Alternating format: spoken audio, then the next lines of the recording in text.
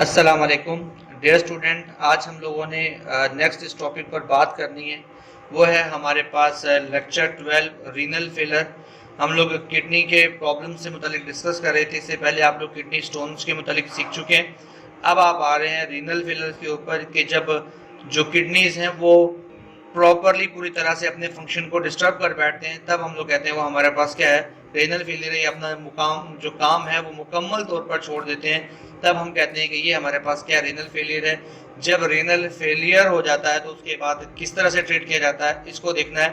Renal failure various factor of pathological factors या कोई chemical factor क्या करते हैं, प्रोग्रेसिवली आहिस्ता आहिस्ता क्या होते हैं, वो क्या करते हैं, डिस्ट्रॉय कर देते हैं किसकी, नेफ्रॉन्स को।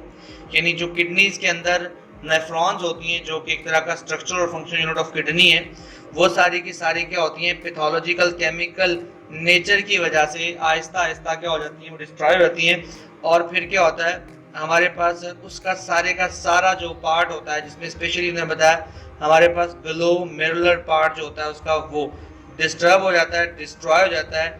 ये हमारे पास क्या होता है, हमारे जो यूरिया जो लेवल होता है हमारी बॉडी में, ये नाइट्रोजनस वेस्ट होता है, ऑटोमेटिकली बॉडी के अंदर इंक्रीज कर देता है।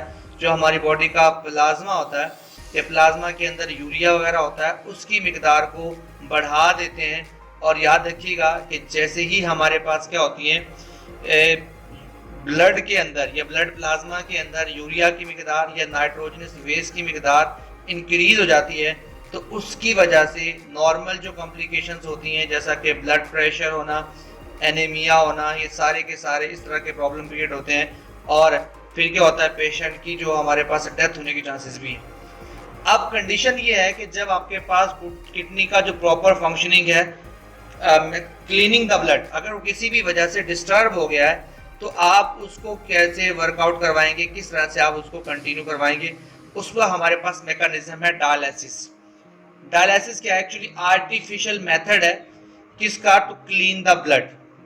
अब नॉर्मली हम कह रहे थे कि हमारे पास दो तरह का ये मेथोडोलॉजी जिसको हम लोग यूज करते हैं, जो एक तरह का आर्टिफिशियल किडनी के जैसे वर्कआउट करता है। एक होता है हमारे पास हीमोडायलिसिस, दूसरा होता है हमारे पास पेरिटोनियल डायलिसिस। यानी आपके पास एक हीमोडायलिसिस है, दूसरा आपके पास कौन सा है, पेरिटोनियल डायलिसिस का मैकेनिज्म है। इन दोनों मैकेनिज्म को आज हम सीखेंगे रीनल फेलियर में किस तरह से वर्क आउट करते हैं। तो हमारे पास है, in chronic renal failure the function of kidney is completely lost and is unable to remove the nitrogenous waste. यानी जब वो इस काबिल नहीं रहता कि वो ब्लड के अंदर मौजूद नाइट्रोजनस वेस्ट को बाहर निकाल सके, उस सूरत में वो क्या करता है, उसको कंप्लीटली खत्म हो जाने के बाद अब हमें जरूरत है उसकी क्या करना है, इस नाइट्रोजनस वेस्ट को रिमूव करना है।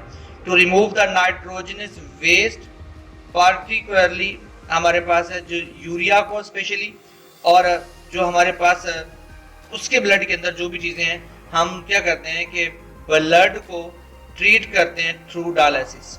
अब it clean the blood either by the passing it through the artificial kidney. उस आर्टिफिशियल किडनी को इसलिए भेजा जाता है ताकि वो क्या करते हैं, उसमें हमारे पास उसका जो फिल्टरिंग है उस प्रोसेस को कंप्लीट किया जा सके।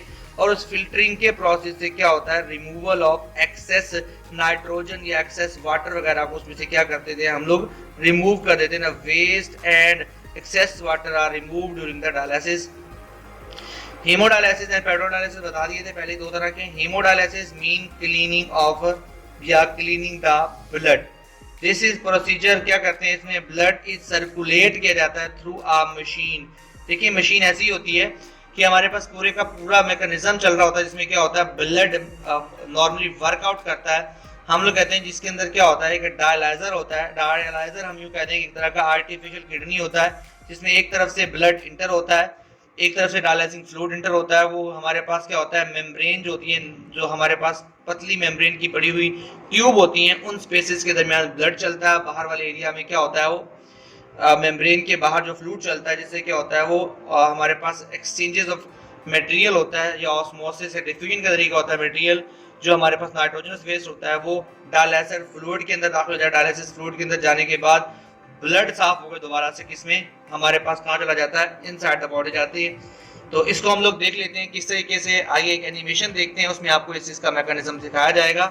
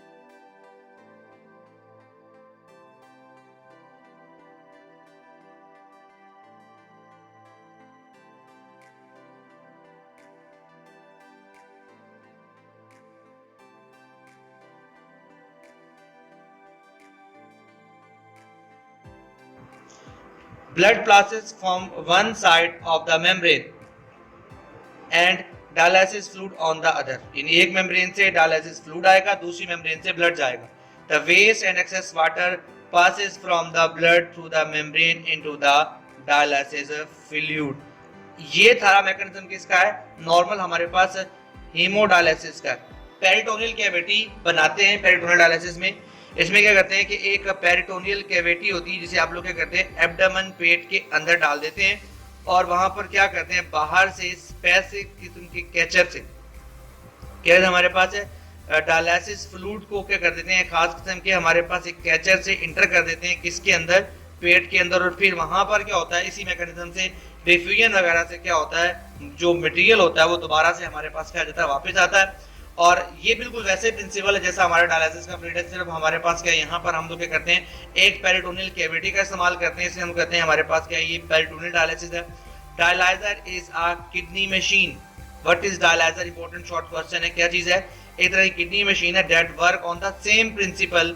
कैसा? जैसा कि किडनी नॉर्मली हमारे पास नाइट्रोजनस वेस्ट को रिमूव करता है या एक्सेस वाटर को रिमूव करता है, उसी मैकेनिज्म को इस्तेमाल करके जो एक डायलाइजर होता है वो भी इसी तरह से हमारी बॉडी से या ब्लड से क्या करता है नाइट्रोजनस वेस्ट को बाहर खारिज करता है. It is the use after kidney failure and dialysis is done again and again until the donor kidney is transplanted. कहते हैं ये हमारे पास हमें तब तक करना पड़ता है जब तक कि हमें कोई डोनर किडनी मिल नहीं जाता, तब तक हमें करना पड़ता है. पेरिटोनियल डायलिसिस जो होती है वो डेली बेस पे हमें करनी पड़ती है. जो हमारे पास जो दूसरी डायलिसिस है हेमोडायलिसिस है वो 2 या 3 दिन बाद दोबारा से रिपीट करनी पड़ती है. लेकिन ये रिपीटेड प्रोसेस है और एक अनप्लेजेंट कंडीशन है. तो इसमें क्या होता है कि ज्यादातर हमारे पास फाइनल हम लोग परमानेंट ट्रीटमेंट की तरफ जाते हैं जिसमें हम लोग क्या करते हैं हमारे पास क्या किडनी ट्रांसप्लांट है फाइनल इसका इलाज है. डायलिसिस में भी टेम्परेरी में आम इलाज तो हो सकता है लेकिन ये परमानेंट इलाज नहीं है.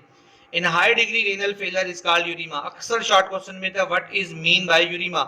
यूरिमा क्या होता है कि जब आपके किडनी इतने ज्यादा खराब हो जाए कि वो अब डायलिसिस पर भी प्रॉपर फंक्शनिंग नहीं कर पा रहे, आपकी बॉडी इस कंडीशन में चलेगी, इस हम लोग कहते हैं हमारे पास क्या है यूरिमा कहलाता है. And stage of renal disease को समझ लेंगे यूरिमा कह लेते हैं.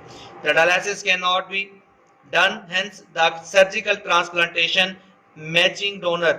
जो भी मैचिंग गुर्दा होता है उसके जरिए सर्जिकल ट्रांसप्लांटेशन करना बहुत जरूरी रहती है.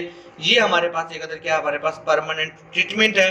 तो यहाँ तक हमारे पास क्या हमारी बॉडी में किस तरीके से ह्यूमन एक्सक्रीशन करते हैं, कौन कौन से मैकेनिज्म हमारे पास क्या करते हैं इसको यूज करता है, किस तरीके से लीवर फंक्शन करता है, किस तरीके से किडनी फंक्शन करता है, किडनी को कौन कौन से प्रॉब्लम आते हैं, यहाँ तक आप लोगों को सिखाया. तो इंशाल्लाह नेक्स्ट हम लोग थर्मो रेवोल्यूशन पर बात करेंगे. तब तक के लिए अल्लाह हाफिज.